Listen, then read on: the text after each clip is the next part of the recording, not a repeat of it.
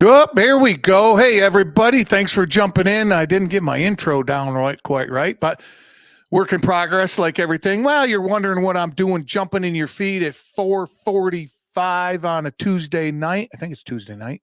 Yeah, Tuesday night. Well, I got a couple things that happened to me over the last weekend, and I wanted to share it with you.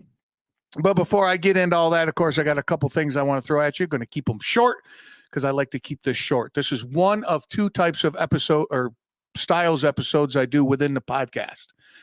It's about 10 to 15 minutes long, and I'm just ranting, no notes, just whatever I'm fucking thinking about. Shit you need to hear. And then on opposite weeks, I have 60 to 90 minutes full length episode, and that is got a guest or two on, and we get into all sorts of crazy shit. So I'd love for you to join us there. A little example, the last episode was Miss T. She had her past is it's undescribable, and she took that tragedy, spun it around, and what she's doing helping people nowadays is commendable, very commendable. So check that out. And then recorded with the biking Viking. This motherfucker, he rode a motorcycle, or not a motorcycle, that's coming up. Got a guy who rode a motorcycle around the world. But the biking Viking took a bicycle from the tip of Alaska down to the tip of South America, rode that thing all the way down there. Woo! So that was a fun conversation to have with that dude. And then a couple guys that wrote a book. It's called The Dead Rock Stars. And the basis of that is the old rock stars from back in the day, Elvis and the Beatles and all those guys. They faked their death, and now they're back as like not a superhero group, but a group that helps people. So they died to help you. Yeah, it's a good time, man. So I'm looking forward to that one. I go live here on Facebook and YouTube. Everything you need to know about the show, man, jump in, brawpodcast.com. Links, blogs, merch, newsletter. That's kind of fun. So check all that out, brawpodcast.com. And all this shit that I do by myself. And if you see this name on it, I had a hand in it, and I'm asking for your help. No, I'm not asking for any money. So shut the fuck up, man. Don't be, you guys going to ask me for money. No, super easy. Whatever you're listening to this on, click 5 stars, write a review, jump on YouTube, subscribe, like, and share, and all that stuff that they like to say. And then tell a friend or 7. Pass it along, man. That's how you can help me out. So appreciate that. And of course, the 2 companies I'm about to mention, I use this stuff on the regular, and I'm very happy and proud to be part of these 2 communities. They're local businesses, and the communities they're building and what they do is amazing. So I want you to check them out. First up, Craig over High Speed Daddy. This dude is kick-ass, and he could give you a lesson or 2 on customer service. Backpacks, coolers, lunchboxes, clothing, all sorts of good stuff. Link, of course, is in the show notes. In Charmaine, down there in the Grand Canyon State, Arizona, they do Live Rishi, which is high-quality CBD product. And whatever you think about CBD product, this thing would change your mind. I've been using this stuff for over a decade. I love it. You need some help sleeping? 1,000 milligram tincture. It's amazing. Table 50 code gives you 50% off your entire order. Showing you some love for giving us some love. Check these both out. All right, man, let's get on to this show. What is it? It's me, this microphone, you all listening, and whatever's in my heart and on my mind. And I ain't got no notes, so I'm just free balling here like I normally do with these episodes. And 2 things happened to me that I want to share with you. And you can take it for what you want and leave the rest. So how many of you have ever heard the phrase, oh, and you probably said it, because I've said it. Oh, man, damn, must be nice. Okay, so let's break this down for a second, because I've struggled with it for years.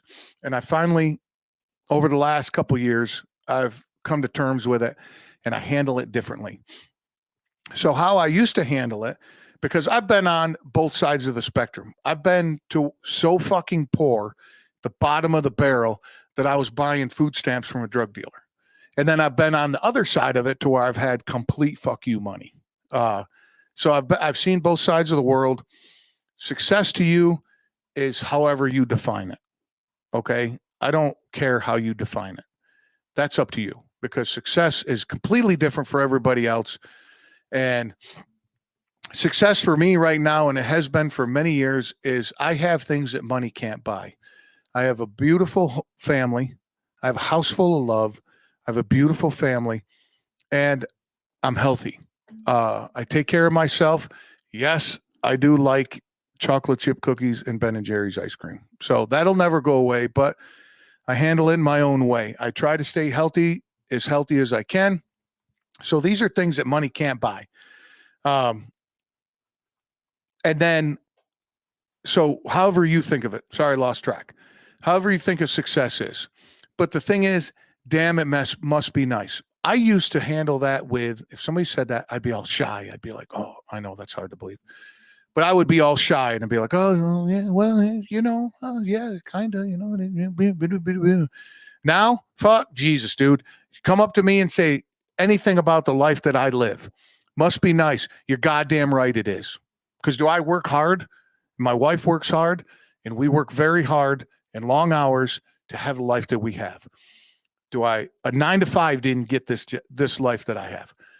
Not working on the weekends, not staying late, not staying up late, not staying late at work. Like I don't punch a clock, but I can come and go, but I stay late. I work until the job is done.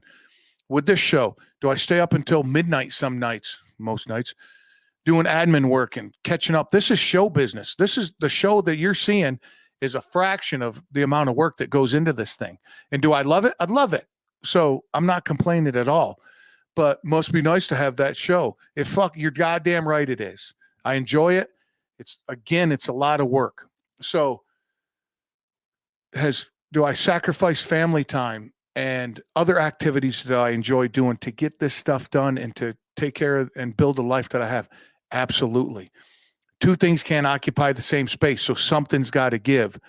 If I want to build my dream, my wife wants to build her dream. Well, you know what? I'm home by myself a lot at night because she's out there building her dream, which I commend. I think it's amazing. So this must be nice thing. When you see something, you see somebody with an old classic car and you see him rolling down the road and you're like, must be nice. All right, motherfucker. Do you know how much time he's got into that? Money, time, building it, or did he bust his ass for years and bought it? Either way, he's got a ton of work into it and time. So yeah, it is nice. And what did you do? What have you done all week? When you say must be nice, okay, so if I followed you around for a week, what kind of effort do you put into what you want to get? I'm not going to judge you. So just saying that's judging you, but you can fucking look in the mirror and judge for yourself what effort you put in, because the amount of effort you put in is what you get out. I'm not trying to be a motivational speaker, but what I'm trying to say is next time you say must be nice, take in consideration what has been put into that for that person to have it. Right? So going to leave you with that one.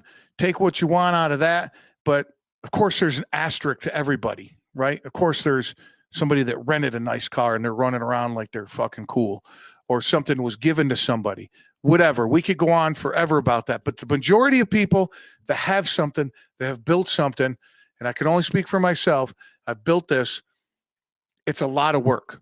And no, it's not, oh, I built it and now I have it. No, it's a lot of work to fucking maintain it. So it's like your lawn. If you got a nice lawn, it takes you maintain it. It takes a lot of work, right? So think about that. Now, the other thing, I'm going to leave you with that. Look in the mirror and you can judge for yourself whether you put in the effort out that you get in. Anyway, all right. God damn, I go on for fucking 30 minutes about that, but I'll digress. Now, the other thing is, because I like to keep these short. Now, the other thing that happened to us, and this is kind of a thing about customer service. I'm big on customer service. I've been in customer service my whole life. And if you're an asshole when you come to me about customer service, I'm going to be an asshole right back to you in a way. If you're being a jerk, you should never be a jerk when you're talking to a customer service person. They're there to help you. So for many years, pretty much his whole life, our son, has been in Little Gym, and it's a chain of things. And it's one of these things that's a room and it's full of padded shit like rings and bouncy stuff, and they bounce and they jump on. It's all padded and they don't get hurt. Well, they can get hurt, but um, and he's loved it. Nothing against the business. It's been awesome for him. And but we took him out of it because we're going to move into other activities. So a couple months ago, at the last time, I said, "Hey, listen, we're done. Can you cancel our thing?" And the lady goes, "Yep, gotcha, canceled." Okay, we're good. And she's like, "Yeah, good. You're all good. We canceled it." Well, come to find out, she didn't cancel it. Charge us 2 months worth of stuff. We haven't been there in 2 months. So of course we call. "Hey man, what can you do for us? Obviously, you can see in our record that we canceled it. No, we're not going to give you a refund. We'll give you makeup classes," which I took the high road on that one. Because most of the time nowadays, I like to take the high road. I might tell you I'm taking the high road, but I'll tell you, I take the high road. So I look at my wife and she gives me the look. Of course, if you've been married a long time or been with somebody a long time, you have looks and you understand looks. She gives me the look. We say we'll take the makeup classes. So we go to a class over the weekend. Now with our son being 3, you don't go in the thing with him. So in the past, you would go in there and make sure he doesn't fall and you kind of help him out, do his things. But now that he turns 3, their system is they're in there by themselves, which is cool. My son's able to do that. So he gets in there, no trouble. Long story to get to this point. So he's running around having a good time. And he goes on this obstacle and he falls and he face plants. And shit, I heard his face in the waiting room. Whack. I mean, nose, no hands out, nothing. First thing that hit was his face. Bam. I was like, "Oh, okay." He gets up, looks at it, goes back to the beginning of the obstacle, does the obstacle, completes it, turns around, looks at the obstacle, shrugs his shoulders like he didn't say it or nothing, but gives it like the little head shake in the shoulder and goes, "Fuck you," and moved on. And I went, "Huh?"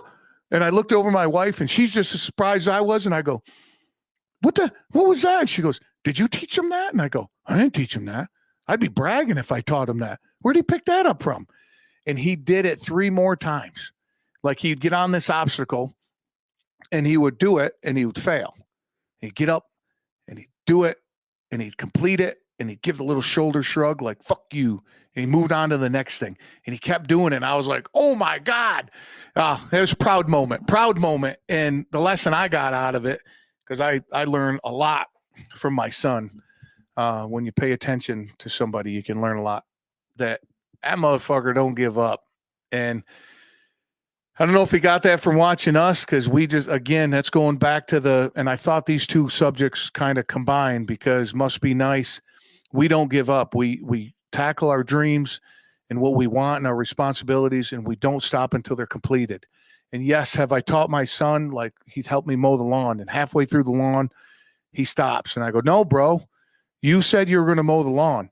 You keep going until the task is completed." And he jumps behind the lawnmower with me and he goes until it's completed. So I don't know if that's where he got it from, but anyway, very proud dad moment. What I got from that, take what you want from it. But what I got from it is don't give up. Something gets after you, kick it in the dick and fucking conquer it and move on. So, all right, I'm going to leave you with all that because I know you got shit to do. But next time you say, "Damn, must be nice," take a look at it. Consider what it took for that person to get that. And when you get your ass kicked by an obstacle, like I said, kick it in the dick and conquer it and move the fuck on. All right. Don't forget, Live Rishi, High Speed Daddy, my website. Tell a friend or 7 and keep kicking ass. Until next time. Ooh. I don't know where my mouse is. Bye, everybody.